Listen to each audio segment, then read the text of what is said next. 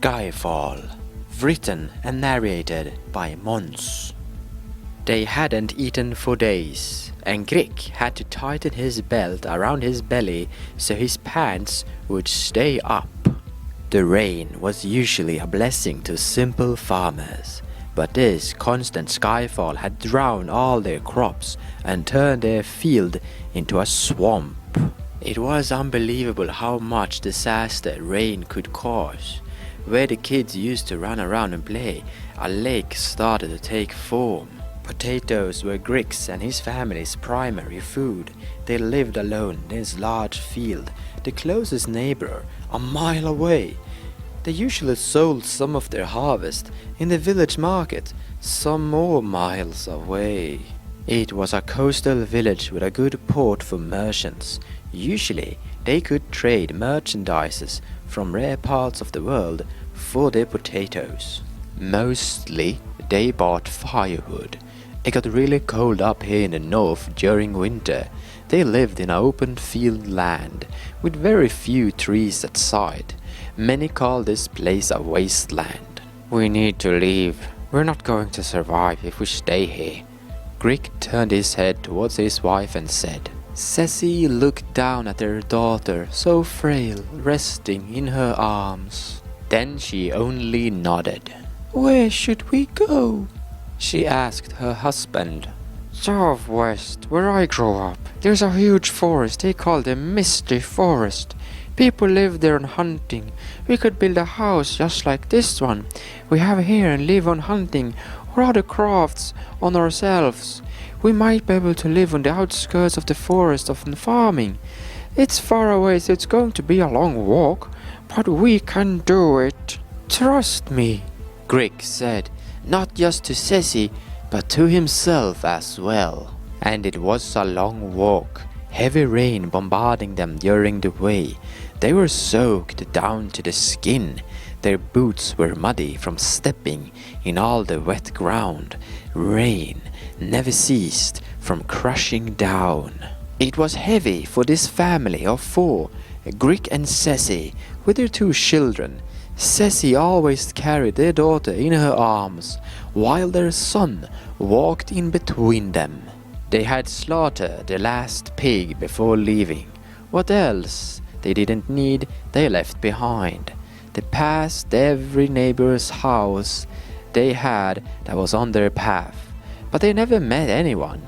Everyone had taken off just like they had. At least that gave them a roof over their heads during sleep. But after 2 weeks, the young 3-year-old girl didn't open her eyes. Nothing more than a skinny skeleton. She had starved to death. There wasn't any point in burying her in the ground. All the floods would just dig her up. They burned her body in the fireplace. It smelled so sweet. The following day, while the family of 3 kept walking, Ceci took a detour without the others' notice. She had spotted a cliff high enough that would smash her to bits.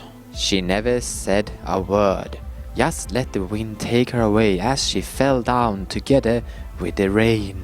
Her son turned his head around looking for Mom, found her just when she left solid ground. "Don't worry, Alan, my boy," Grick told his son. "Don't blame your mother for leaving you. It was too much for her heart when Bricka died. No parent should have to bury their child." It was so dark outside. Only the fire dancing light gave them sight. "We are so close to the mountain pass, and after that, we are so close to a new home." Grick kept trying to lighten up the mood.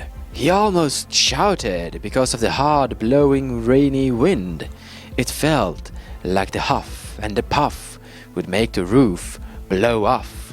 "I know we don't have much food left, but we can make it, you and I. I believe we will meet many others on the same journey.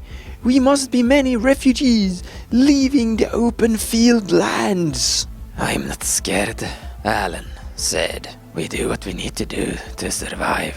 "That's my boy," Grick answered and cried. He had lost so much on such a short time that he had to bury his eyes in the palms of his hand.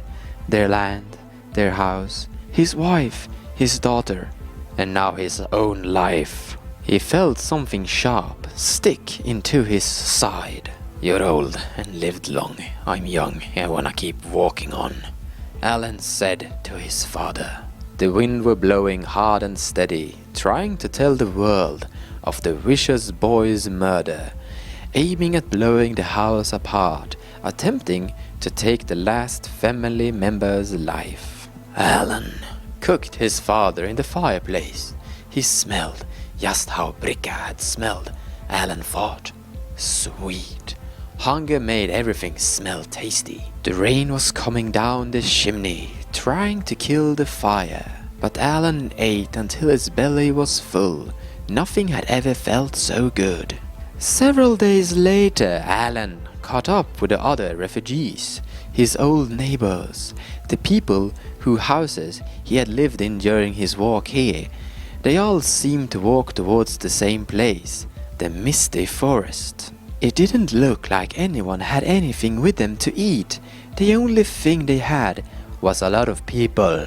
But Alan said to himself, "That's all right. That's all I need."